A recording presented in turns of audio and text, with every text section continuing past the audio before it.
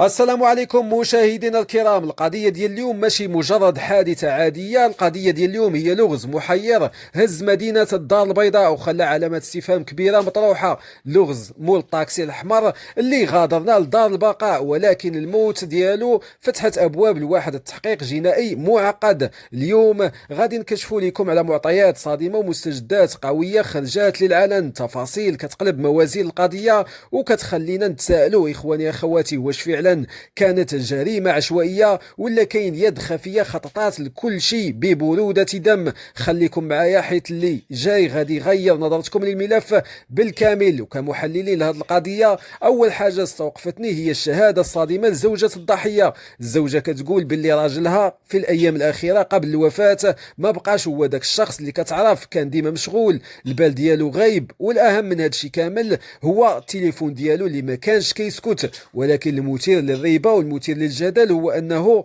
فاش كان كيوصلوه الاتصالات كان كيخرج يهضر على برا. القضية ما كتبانش قضية عادية بعيدة على الأذان ديال العائلة ديالو. شكون هاد الناس اللي كانوا كيعيطوا ليه في التليفون؟ واش بصح غير كليان ولا كان فخ كتحاول تنصبوا ليه واحد العصابة وكتحاول تستدرجو؟ الزوجه كانت كتقول مع راسها هادوك غير بنات الليل ولا كليان مولفين الخدمه ديالو، ولكن الواقع كان كيخبي ما هو اخطر. هنا اخواني اخواتي غادي يدخلوا رجال الفرقه الوطنيه القضائيه على الخط. التحقيقات التقنيه ركزات على الخطوط الاتصاليه. الصدمه كانت كبيره فاش لقاو باللي يومين قبل الحادثه وقبل الواقعه التليفون ديالو ولا كيسكت فجاه فاش كيكون في الدار. اخواني اخواتي المكالمات ولات سريه لدرجه كبيره. السيد كيحاول يخبي دوك المكالمات.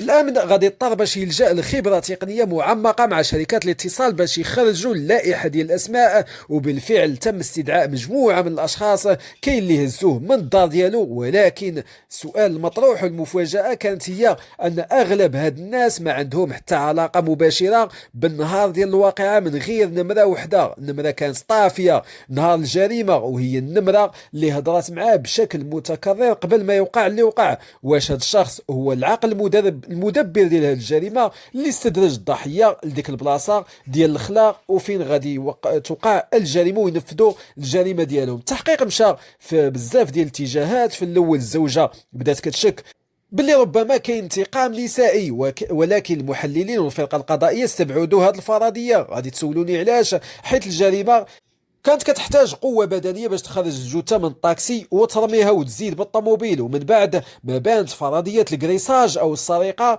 ولكن حتى هي تهرسات. ولا عند المحققين رأي آخر. بطبيعة الحال غادي تسولوا علاش؟ حيث البوليس لقاو الأوراق ديال الطاكسي والفلوس وحتى التليفون ديال الضحية في جيبو. المجرم ما خدا والو. هادشي اللي كان محير ومحير جدا. هادشي كيعني باللي الهدف كان هو التصفية ماشي السرقة، والقضية ما عندهاش علاقه بالنساء، وانما رجال هما اللي يقدروا يقوموا بهذه العمليه. والاخطر من هذا الشيء كامل هو ان الجاني كان محترف. فاش فحصوا الفولون يعني المقود ديال الطاكسي ما لقاو حتى اثر ديال البصمات. السيد كان داير الليغات ديالو يعني القفازات اللي غادي يمنعوا البصمات باش يتحطوا في هذاك الفولون.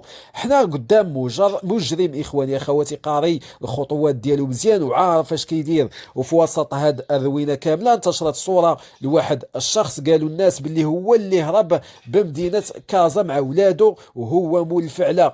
ولكن الحقيقة كانت في كاميرات المراقبة هذا الشخص خرج ودافع على راسه. تبين باللي نهار الواقعة يعني مع 11 و30 دقيقة صباحا كان عند واحد مول الحانوت كيتقدى مواد غذائية ودخل الدار ديالو. الكاميرات ديال الزنقة هي اللي نقداتو من الحبل ديال المشنقة وبينات باللي ما عنده علاقة بالملف. هذا التفصيل كيبين لنا كيفاش الإشاعة كتقدر تضلل التحقيق، ولكن العلم والتدقيق هما اللي كيوصلوا للحقيقة. شكرا لكم إخواني وأخواتي على المتابعة، وغادي نوافيكم بكل المستجدات، والسلام عليكم.